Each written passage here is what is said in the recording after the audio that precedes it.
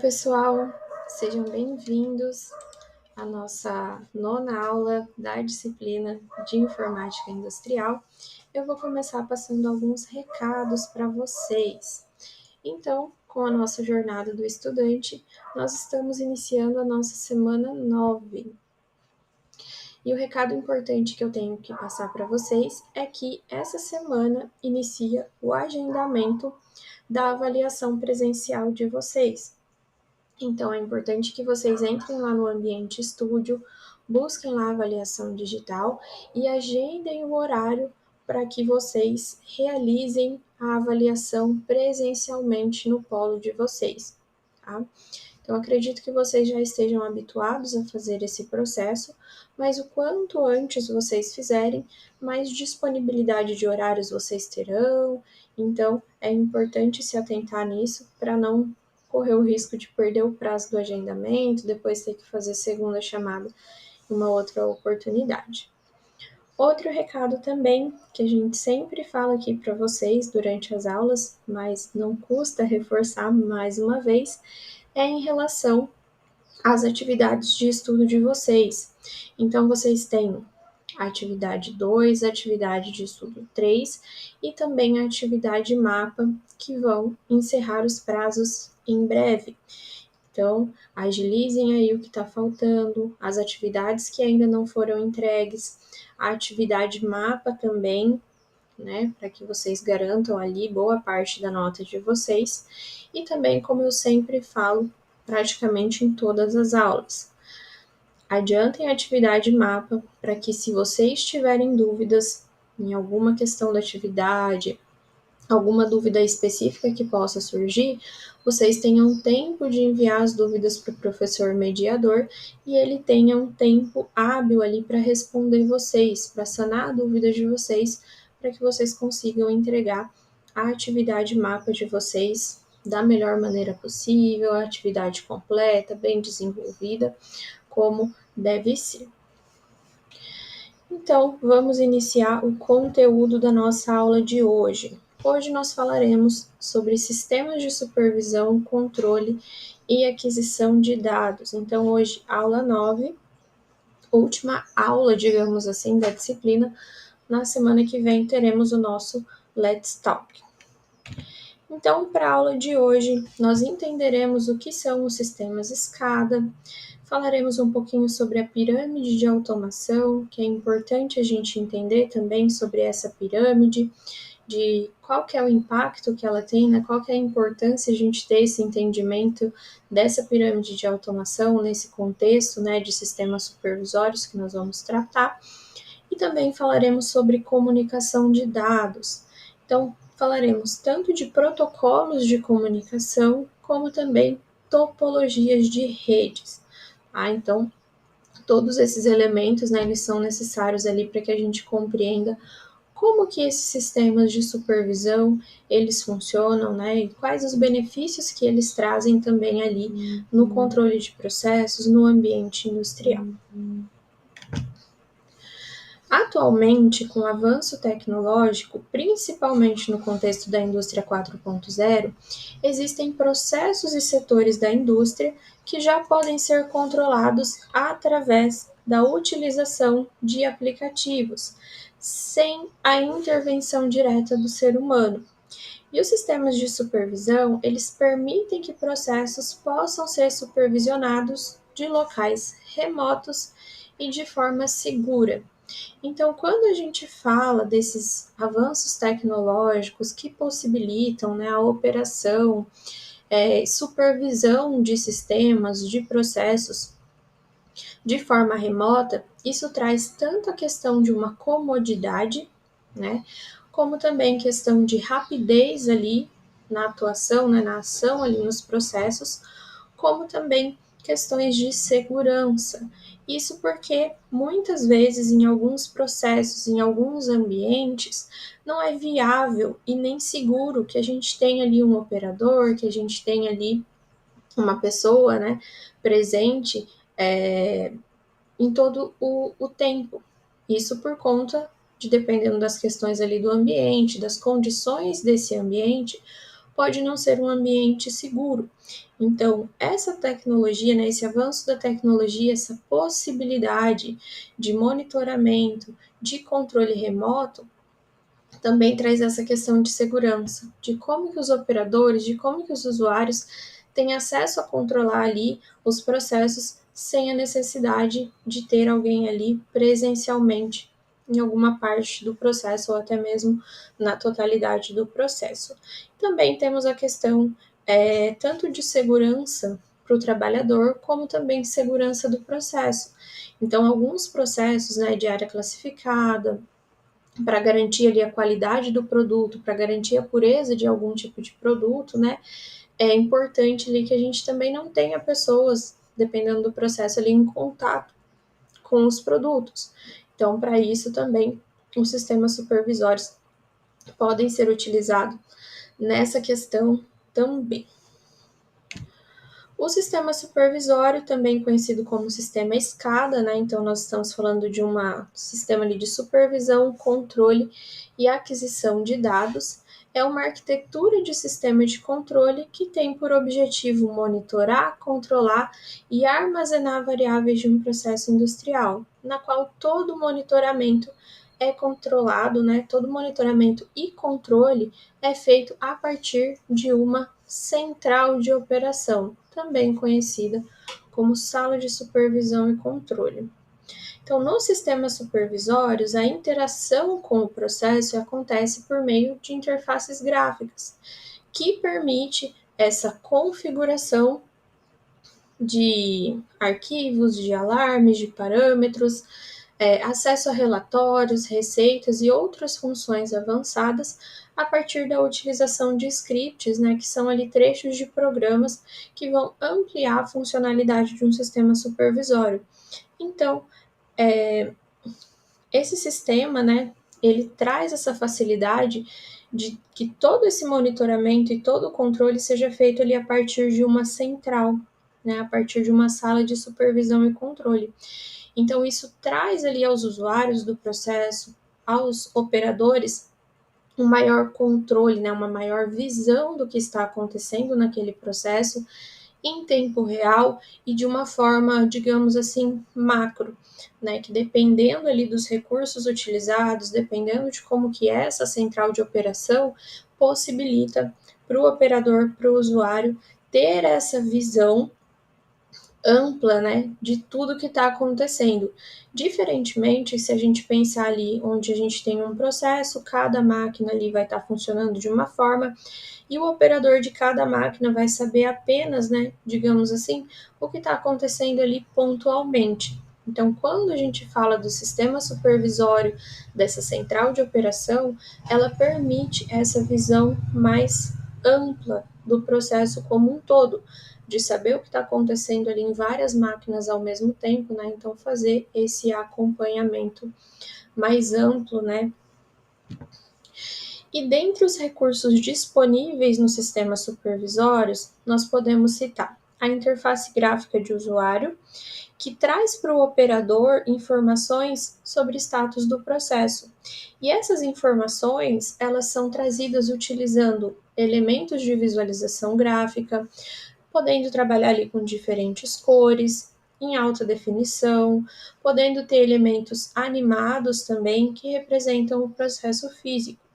Então, acaba, né, que esses elementos gráficos criam estímulos ali que ajudam a diferenciar diversas ocorrências ali e situações e estados que nós temos no sistema em tempo real.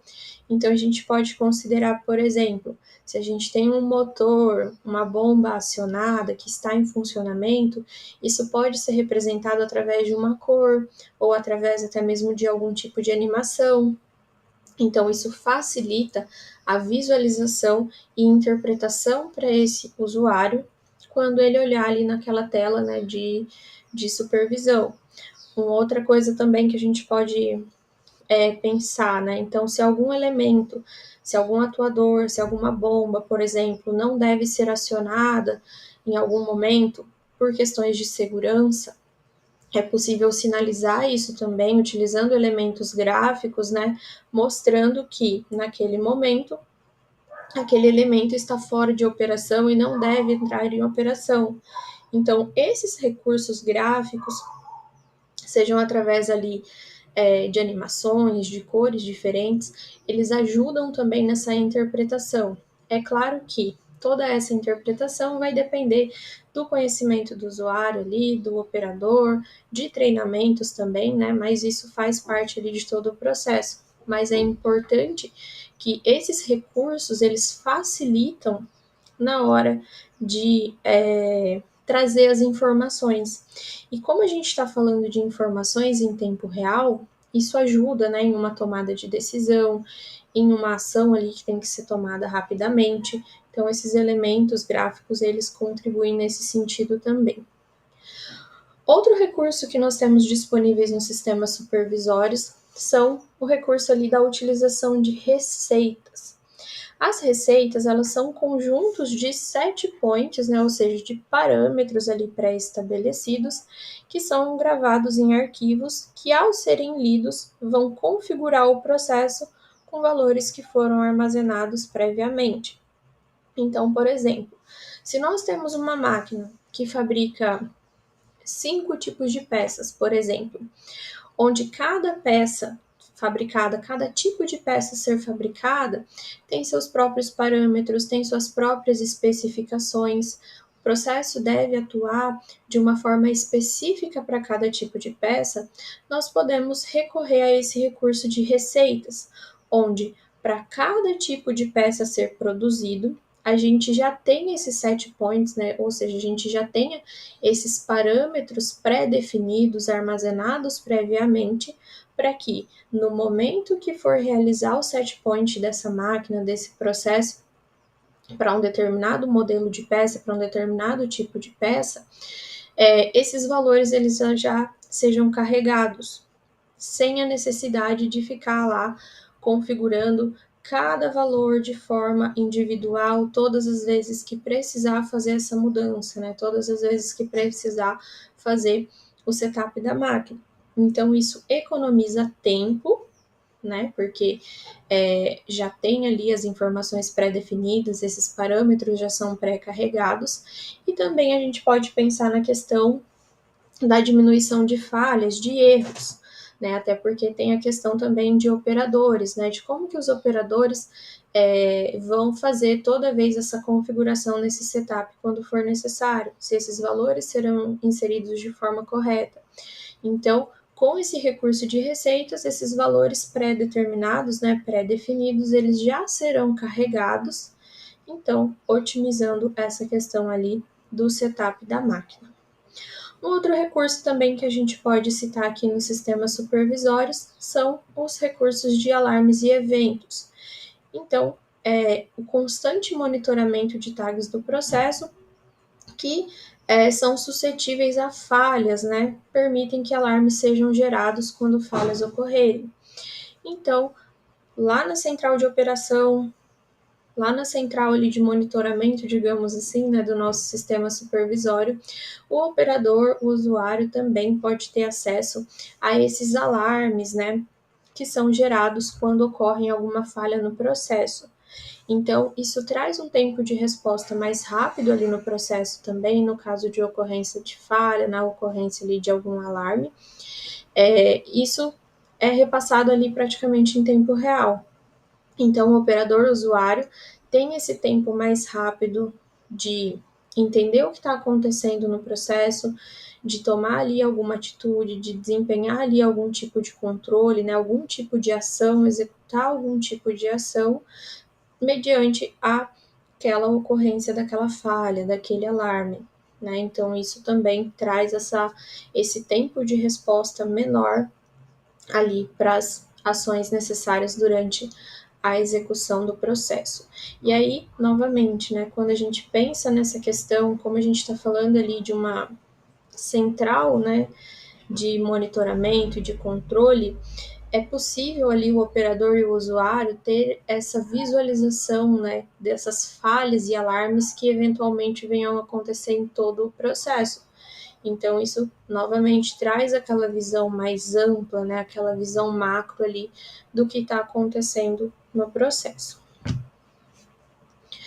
E basicamente, os elementos físicos que compõem um sistema de supervisão são sensores e atuadores, redes de comunicação, estações remotas que fazem ali a aquisição e o controle, né? Então essas estações remotas elas vão estar recebendo os dados, as informações dos sensores e atuadores, além também de ter uma monitoração central, que é o sistema computacional conhecido pela sigla SCADA. Então, o sistema de controle, aquisição ali de dados, ele vai ficar, né, através ali de um sistema computacional em uma central ali de monitoramento. Mas o sistema ele não é composto apenas por esse sistema computacional lá na sala de controle com os monitores que nós teremos nesse processo. Então a gente precisa também de ter os sensores e atuadores, a rede de comunicação e também as nossas estações remotas, que nós falaremos na sequência sobre pirâmide de automação, para a gente entender em qual nível cada um desses elementos do sistema de supervisão, cada um desses elementos que compõem o sistema de supervisão, onde eles estarão alocados ali nessa pirâmide de automação e qual que é o papel de cada um desses elementos. Então, agora falando um pouquinho da nossa pirâmide de automação, nós vamos entender esses níveis que nós temos dentro ali do processo e em cada nível, qual que é o tipo de dispositivo, qual que é o tipo de elemento que nós temos para que esses sistemas supervisórios, né, eles consigam desempenhar a sua função. Então, o sistema supervisório, ele está localizado em níveis mais elevados da pirâmide de automação, e ele é utilizado com outras ferramentas de gerenciamento, acima de dispositivos de automação, como CLPs e sensores. Então, aqui nós temos essa representação gráfica de uma pirâmide mesmo, onde nós temos os níveis de automação dentro do nosso processo, e como eu falei para vocês, dentro de cada um desses níveis nós teremos tipos diferentes de dispositivos, assim como também funções diferentes desses dispositivos. Então, começando no nível mais baixo ali, né, da nossa pirâmide, nós temos o nível 1, que é o nível de campo ou nível de chão de fábrica. Esse nível possui dispositivos atuadores e sensores que são encontrados no campo, né, ou no chão de fábrica. O nível de campo, ele é o piso de produção, onde de fato ocorre ali todo o trabalho físico e também o monitoramento dos processos. Então, o trabalho físico ele é realizado pelos atuadores e o monitoramento, né, das variáveis ali do nosso processo é feito através de sensores, de medidores que nós temos lá em campo. Depois nós temos o nível 2 da nossa pirâmide, que é o nível de controle. Esse nível é composto por equipamentos de controle como CLPs e também unidades remotas de telemetria. Nesse nível acontece o controle e a manipulação dos dispositivos do nível de chão de fábrica que realmente fazem o trabalho físico. Então é aqui no nível de controle que serão enviadas, né, as informações aqui de acordo com a lógica do CLP para os elementos do chão de fábrica. Então, os controladores recebem informações do nível 1, ou seja, os controladores recebem as informações lá dos sensores e a partir da lógica de controle configurado no CLP, ele vai tomar as decisões sobre quais saídas ligar para completar a tarefa programada. Então, aqueles elementos que nós já tratamos aqui durante a nossa disciplina, né, quando a gente tem sensores, atuadores, que são conectados ali nas entradas e saídas dos CLPs, eles são os elementos que estão aí no nível mais baixo da nossa pirâmide de automação, lá a nível de campo. Os controladores, né, os CLPs, eles estão em um nível elevado, que é o nível de controle.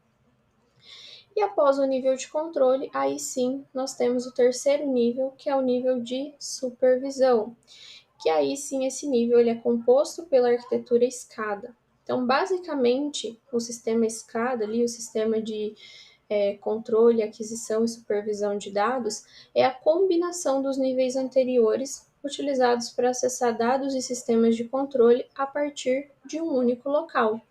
E todo monitoramento e controle é feito através de uma interface gráfica, como nós já falamos anteriormente. A arquitetura escada, ela permite monitorar e controlar vários sistemas a partir de um único local, a partir ali de uma única sala de controle, se comunicando com os equipamentos do controle do nível 2. Então, a gente observa mesmo, né, que dentro dessa pirâmide nós temos como se fosse uma hierarquia, tá? Os elementos do chão de fábrica vão enviar as informações para o nível de controle e o nível de controle vai repassar essas informações para o sistema de supervisão. Então, basicamente esse caminho. Então, notem que nós não temos os elementos do chão de fábrica, nossos elementos de monitoramento, enviando informações, enviando dados diretamente para o nosso sistema supervisório. Então, a gente tem aqui essa hierarquia. Mas é interessante a gente pensar também nesse caminho desses dados como um caminho bilateral. Então, da mesma forma que os elementos de campo, né, eles enviam informações para o controlador e o controlador para o sistema escada, nós também temos o caminho inverso, onde os operadores e usuários do sistema supervisório vão enviar comandos, ações ali, tarefas para os controladores, que por sua vez vão direcionar essas ações lá para os elementos do chão de fábrica.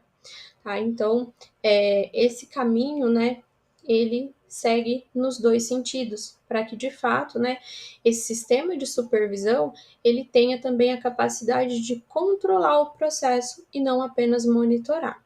Tá? Então, a gente tem essas etapas aqui dentro do nosso processo ali e da nossa pirâmide.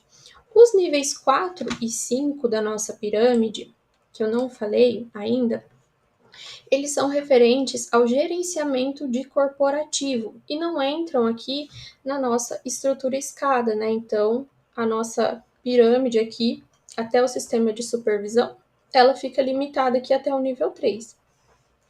O nível 4, ele é responsável pela programação e planejamento de produção, então vai fazendo ali, né, o controle, agendamento e logística de suprimentos, enquanto o nível 5, ele está relacionado com a administração de recursos da empresa como um todo, e não somente ali direcionado para o processo automatizado. Então, essa arquitetura, né, de sistema escada, de sistema supervisório, ele fica até, né, ele avança até o nível 3 aqui da nossa pirâmide. Como eu falei para vocês anteriormente, ali naquele gráfico da pirâmide, é importante a gente entender aquele caminho bidirecional, né, bilateral que eu falei para vocês, que tanto os dispositivos de campo têm essa capacidade de mandar dados e informações para os controladores e os controladores para o sistema supervisório, ali para o nível de supervisão, como o contrário também. O sistema de supervisão mandar informações para os dispositivos de controle e os dispositivos de controle enviar dados e informações ali para os elementos de campo. Então, a gente precisa de ter essa rede de comunicação de dados para que essas informações possam trafegar entre esses dispositivos e aí sim a gente ter o controle do processo através ali então dessa comunicação de dados. Então, as comunicações de dados, elas se referem aos diferentes modos que os CLPs se comunicam, tanto entre si, como também com outros dispositivos.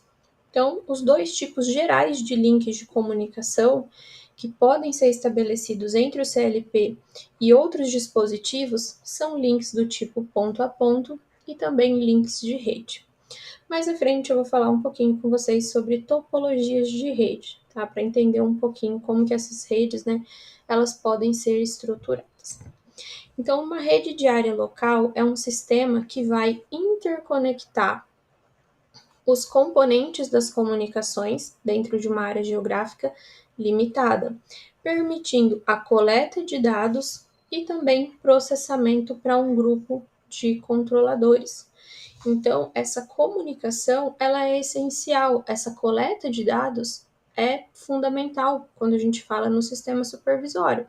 Isso porque lá na nossa central de monitoramento, na nossa central de operação, o que está acontecendo em campo precisa chegar lá na tela, né, nos elementos gráficos ali do operador, do usuário do sistema. Então, para isso, a gente precisa que esses dados, essas informações que estão sendo geradas lá no nível de campo, lá no chão de fábrica, cheguem, né, façam aquele caminho da pirâmide até chegar lá ao sistema supervisório. As redes industriais, elas surgiram com o objetivo de permitir o acesso aos dados dos dispositivos industriais. E além disso, além de simplesmente permitir esse acesso aos dados, elas também permitem a configuração de dispositivos de forma remota. Então, não é apenas acessar os dados e monitorar o que está acontecendo, mas ter também essa possibilidade de configurar dispositivos, de enviar comandos, de solicitar ações lá no processo de forma remota. As redes industriais, elas tiveram um grande incentivo do avanço tecnológico que ocorreu durante a década de 70, quando os controladores eles foram desenvolvidos. Então, nós falamos lá no comecinho da nossa disciplina, na primeira aula, sobre esse desenvolvimento dos CLPs, né, que foi ali a partir da década de 60, na década de 70, e aí isso também impulsionou para o desenvolvimento das redes industriais. E aí, com o avanço ali da tecnologia, com a criação dos CLPs, houve, né, uma disparada nas tecnologias programáveis e isso permitiu aos fabricantes, né, o desenvolvimento de equipamentos de diversas funções. E assim foram surgindo, no final da década de 70 e meados da década de 80, os primeiros protocolos de comunicação, que ainda eram chamados de protocolos proprietários. Então, quando a gente fala de um protocolo de comunicação, né, um protocolo ele é um conjunto de regras que vão definir como que ocorre uma comunicação entre dois ou mais dispositivos. Então, o protocolo de rede ele define como que os dados são arranjados e codificados para serem transmitidos em uma rede. Então, o protocolo cada protocolo vai seguir ali, né, regras de como os dados serão codificados, organizados para que possam ser transmitidos naquela rede. Quando a gente fala de protocolos proprietários, nós estamos falando de protocolos fechados, digamos assim. Então, esses protocolos proprietários, que foram os primeiros lá que começaram a surgir, eles eram um conjunto de regras específicas ali que somente as empresas que projetavam esses protocolos sabiam como que eles funcionavam, ou seja, conheciam essas regras pelas quais ali os dados deveriam ser organizados e codificados para serem transmitidos. Então, dessa forma, os equipamentos de um fabricante, eles eram específicos para o determinado protocolo daquele fabricante e não seria compatível com equipamentos ali para fazer a comunicação com dispositivos de outros fabricantes, porque daí outro fabricante teria também o seu protocolo específico ali para os seus equipamentos. Então, isso acabava trazendo uma falta de flexibilidade, né, para os processos, onde todos os equipamentos eles deviam ser compatíveis com um determinado protocolo ali, né? Então, de forma bem de forma bem resumida, a gente pode entender que para estabelecer uma rede de comunicação ali naquele processo, para estabelecer essa rede de comunicação industrial, todos os equipamentos eles deviam ser do mesmo fabricante, para que, digamos assim, pudessem conversar na mesma língua, ali no mesmo idioma e poder ter essa comunicação entre os dispositivos. E nas redes industriais existe uma grande variedade de protocolos que são aplicados dependendo ali, né, do tipo de dispositivo que se deseja ali interligar nessa rede, né, ou acessar, e isso tem relação direta com os tipos de dados que cada dispositivo é capaz de produzir. Isso porque, se a gente considerar os elementos lá do chão de fábrica, por exemplo, os sensores e os atuadores, eles têm uma capacidade de produzir dados de um determinado tipo. E a gente pode considerar, por exemplo, que os sensores ali, sensores mais comuns, eles têm a capacidade de gerar dados, né, binários. Ou seja, eles vão mandar informação ali para os dispositivos de controle se eles estão acionados ou não, certo? Então, eles têm uma limitação de dados. Quando a gente compara com o CLP ele já tem uma capacidade de produzir dados mais diversificados para o sistema de supervisão. Então, essas redes que serão estabelecidas, essas conexões que serão ali estabelecidas entre diversos elementos, diversos dispositivos ali na nossa pirâmide, isso deve ser considerado, né? O tipo de dado que cada dispositivo consegue ali produzir e também interpretar. E aí, de acordo com o tipo de dado, com o tipo de dispositivo, aí deve ser definido qual que vai ser o protocolo a ser utilizado para fazer aquela comunicação, para estabelecer aquela rede industrial. Atualmente, a maioria dos protocolos de comunicação utilizados em redes industriais são protocolos ali abertos, né? Então, a gente tem atualmente essa flexibilidade de encontrar dispositivos de várias marcas diferentes se comunicando no mesmo barramento de dados. Então, aquela estrutura de protocolos fechados, né? Isso não é mais tão comum assim. Então, é claro, existem algumas redes, alguns protocolos, né, que precisam ali por questões de segurança, mas no caso ali das redes industriais, a maioria dos protocolos de comunicação que vem sendo utilizados são tecnologias ali de protocolos abertos, né? Então, a gente tem essa flexibilidade da utilização de diferentes fabricantes, de diferentes dispositivos. Então, agora nós vamos falar de alguns dos protocolos mais comuns de serem utilizados nas redes industriais. Aqui eu quero destacar bem para vocês que esses não são os únicos protocolos de comunicação utilizados nas redes industriais, tá? São alguns dos mais comuns, sendo que existem outros que vocês podem pesquisar depois também. Temos o protocolo DeviceNet, que é uma rede aberta em nível de dispositivos, que é muito utilizado para conectar dispositivos de campo em uma rede industrial e permite a comunicação em tempo real entre esses dispositivos e o controlador ou sistema de supervisão. Utiliza um protocolo de comunicação do tipo mestre-escravo, onde um dispositivo mestre, como um CLP, por exemplo, controla a comunicação com dispositivos escravos na rede. Um outro protocolo que também é bastante utilizado nas redes industriais é o Profinet, que é um protocolo de comunicação baseado em Ethernet que suporta uma ampla gama de dispositivos industriais, incluindo CLPs, drives de motores, sensores, atuadores e também sistemas de visualização.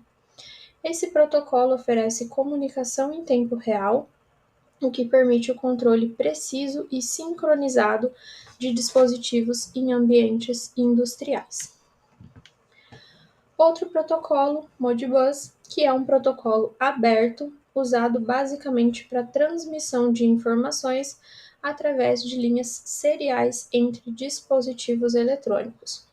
Esse protocolo suporta várias funções, incluindo leitura e escrita de registro de dados, leitura de informações de diagnóstico e também controle de dispositivos. Temos também o protocolo Ethernet IP, que é baseado na tecnologia Ethernet, que permite ao usuário vincular as informações de modo funcional entre os dispositivos que executam o protocolo Ethernet IP, sem a necessidade de equipamentos específicos. Então, o Ethernet IP permite a integração de uma ampla variedade de dispositivos e sistemas em uma única rede de comunicação. Um outro protocolo é o protocolo CAN Open, que é um protocolo baseado no padrão CAN, que proporciona uma alta confiabilidade, imunidade a interferências e capacidade de comunicação em tempo real. O CAN Open oferece recursos avançados de diagnóstico, permitindo a detecção rápida e eficiente de falhas na rede e também nos dispositivos conectados. Então, notem que desses protocolos que nós falamos, a maioria deles se tratam de protocolos abertos, ou seja, não existem aquelas regras e procedimentos específicos de algum fabricante, e isso então trazendo aquela flexibilidade de conexão nas redes industriais, onde nós podemos ter diversos equipamentos, diversos dispositivos ali de vários fabricantes, sem que isso interfira no protocolo a ser escolhido. Então, como eu disse anteriormente, o que vai determinar o tipo de protocolo, qual protocolo vai ser melhor ali para aquela rede, vai ser o tipo de dispositivo que a gente quer inserir naquela rede para fazer a comunicação, o tipo de dado que vai trafegar nessa rede, assim como também outras especificações de cada protocolo, como características físicas mesmo, tanto de velocidade de transmissão de dados, como distância permitida para determinado protocolo, então isso vai depender. Mas para isso vocês podem pesquisar um pouquinho mais, né, sobre essa parte ali de taxa de transmissão, limitação de comprimento, né, de acordo com o protocolo utilizado também, que vai influenciar na escolha, tá?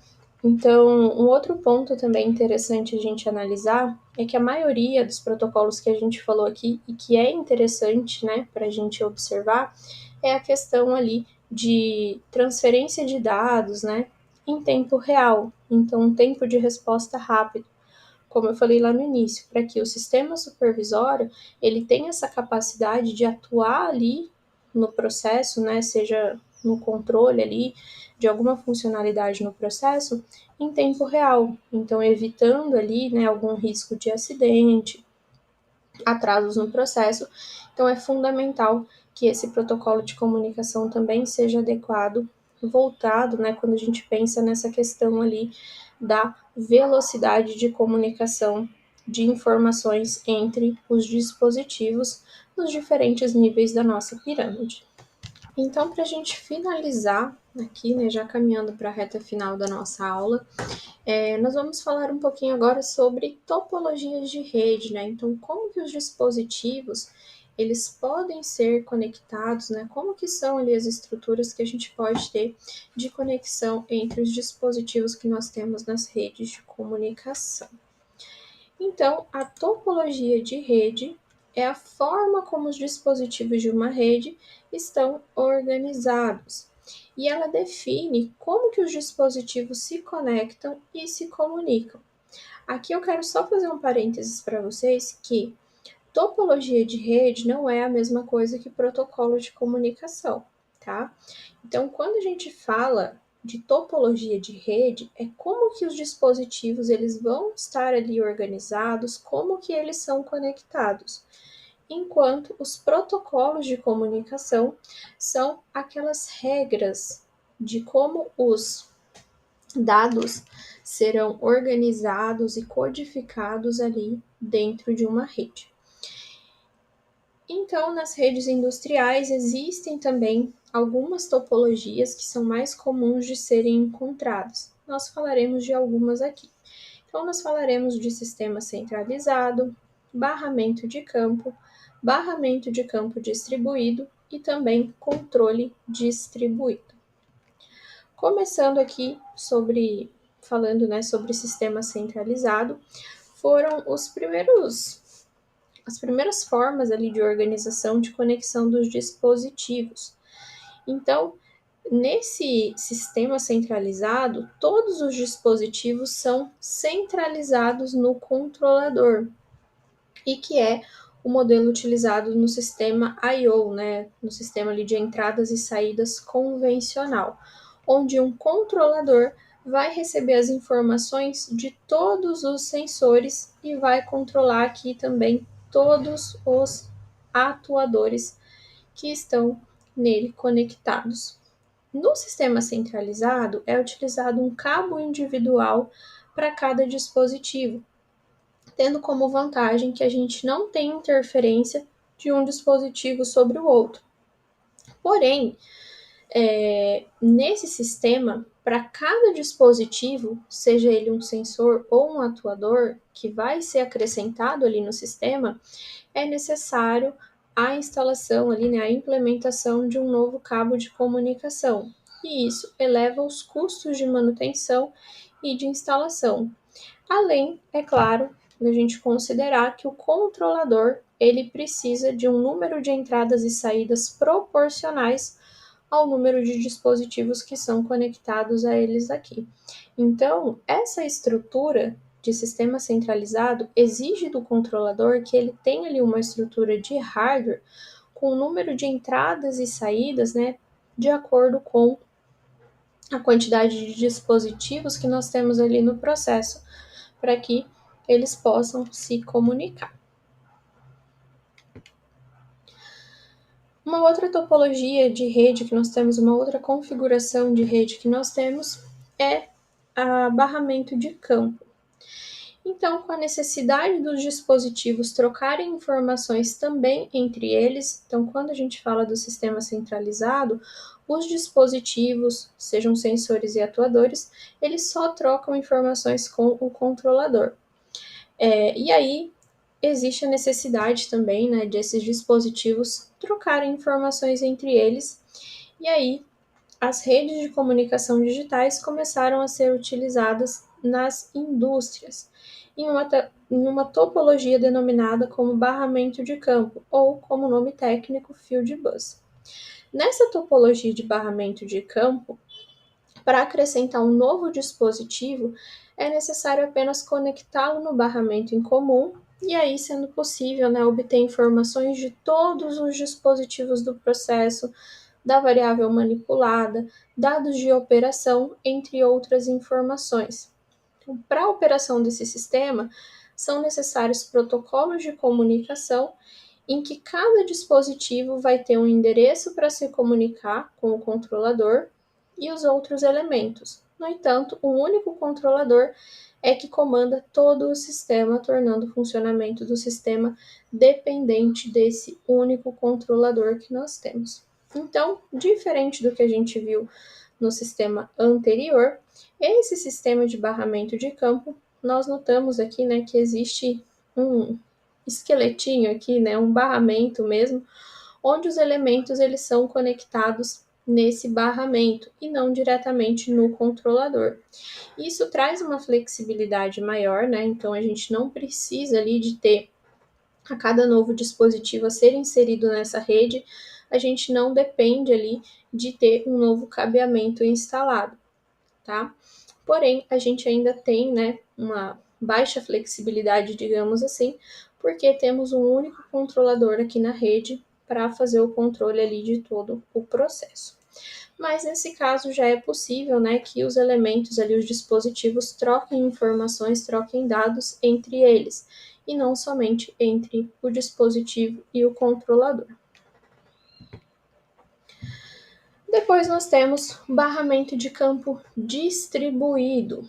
Então, com a evolução da tecnologia e a capacidade dos sensores e atuadores receberem e transmitirem de forma independente informações e também proporcionar mais segurança na falha de comunicação entre os instrumentos controladores, surgiram os sistemas com barramento de campo distribuído. Aqui existe algumas informações, para a gente analisar. Esse tipo de sistema ele tem a vantagem de ser mais imune à falha nos controladores, isso porque nós temos mais de um controlador aqui no nosso barramento para ajudar aqui nas tarefas de controle do sistema como um todo. Porém, como esses dispositivos todos estão em um único barramento, em um mesmo barramento, a comunicação é feita através de um único protocolo de comunicação. E isso limita a flexibilidade do sistema na escolha dos dispositivos e também na manutenção. Isso porque, como nós falamos anteriormente, o tipo de protocolo, o protocolo de comunicação a ser utilizado nas redes industriais vai estar relacionado com o tipo de dispositivo e o tipo de dados que esses dispositivos conseguem fornecer. Então, a gente tem essa limitação na questão da definição do protocolo de comunicação. Porém, aqui a gente já tem uma flexibilidade maior, no sentido de que temos mais de um controlador nessa rede. Então, se um controlador falhar, nós temos outro aqui que pode se conectar com os elementos ali dessa rede.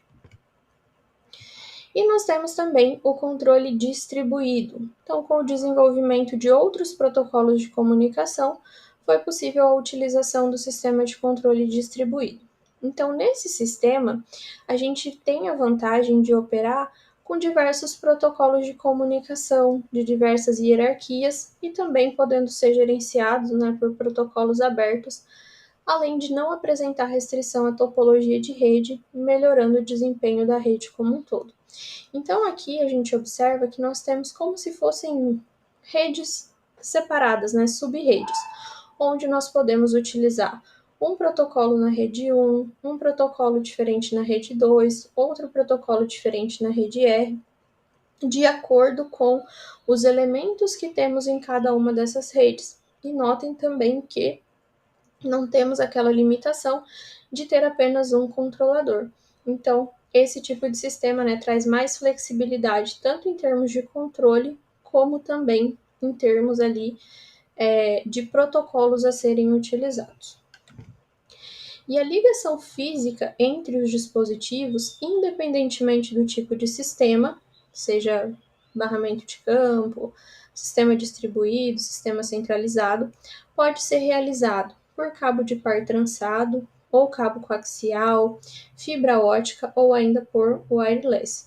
O tipo de ligação física a ser utilizado vai depender também da capacidade do protocolo de comunicação e do nível da rede, tá? Então, como eu falei também para vocês anteriormente, o protocolo vai ter também ali as suas limitações, em termos de taxa de transmissão, de distância que pode ser utilizado, que ele vai funcionar bem. Então, são alguns parâmetros ali mais específicos que devem ser considerados quando a gente vai montar, então, quando a gente vai estabelecer essa rede industrial.